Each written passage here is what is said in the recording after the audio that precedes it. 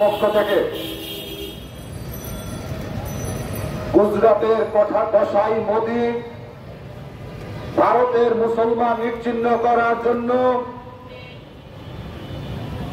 বাবরি মসজিদ থেকে শুরু করে আসাম, উত্তরপ্রদেশ থেকে শুরু করে ঝাড়খণ্ড, গোটা ভারতবর্ষকে যে মুসলিম নিধনের যেই চক্রান্ত চালিয়ে যাচ্ছে এবং একের পর এক যেই কর্মকাণ্ড করে যাচ্ছে তার তীব্র নিন্দা এবং প্রতিবাদ জানাই।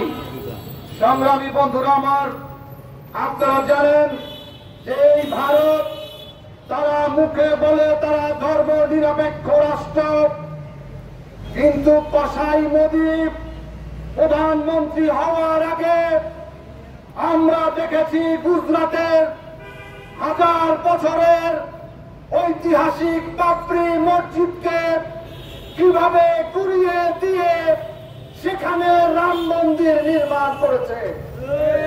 আমরা কসাই মোদিকে বলতে চাই, তোমাদের মুখে ধর্ম নিরপেক্ষতার কথা মানায় না।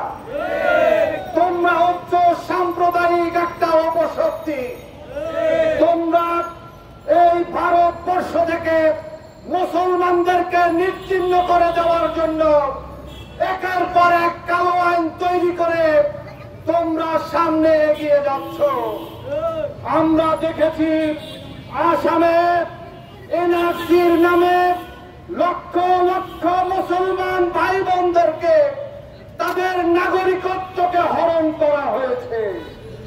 আমরা দেখেছি ভারতের আজান দেওয়া বন্ধ হয়েছে অনেক জায়গায়।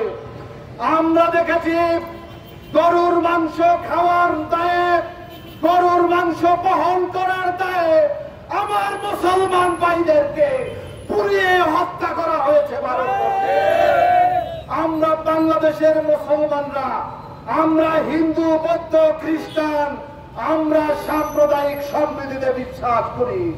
আমাদের এখানে বিগত 5ই আগস্টে খুনি হাসিনার পালিয়ে যাওয়ার পরে, ছাত্র গণ অভ্যুত্থানের পরে এখানে যে সমস্ত আওয়ামী লীগের গুন্ডা, পান্ডা এবং হত্যাকারীরা তাদের উপরে কিছু হামলা হয়েছে, তার মধ্যে কিছু হিন্দু ভাইরা ছিলেন।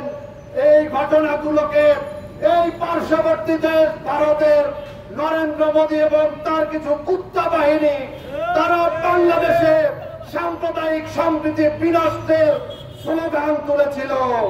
আমরা নরেন্দ্র মোদীকে বলতে চাই, তোমরা কখনো এই সংখ্যালঘু নির্যাতন নিয়ে কথা বলবে না, কারণ তোমাদের এই ভারতে প্রতিদিন মুসলমানদেরকে হত্যা করা হচ্ছে, প্রতিদিন খ্রিস্টানদেরকে হত্যা করা হচ্ছে, নির্যাতন করা হচ্ছে, সেখানে আদিবাসীদেরকে নির্যাতন করা হচ্ছে।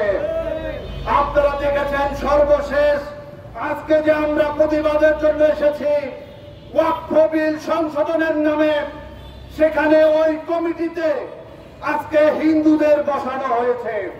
তার কারণ আমরা জানি যে আজকে লাল মসজিদের সেইখানে তারা আজকে মন্দির নির্মাণ করতে চায়। আজকে ভারতের বড় বড় মসজিদ গুলোকে গুড়িয়ে দিয়ে সেখানে মার্কেট তৈরি করা হয়েছে।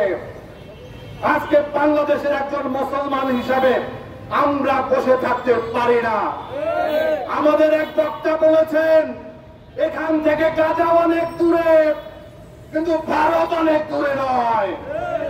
বাংলাদেশের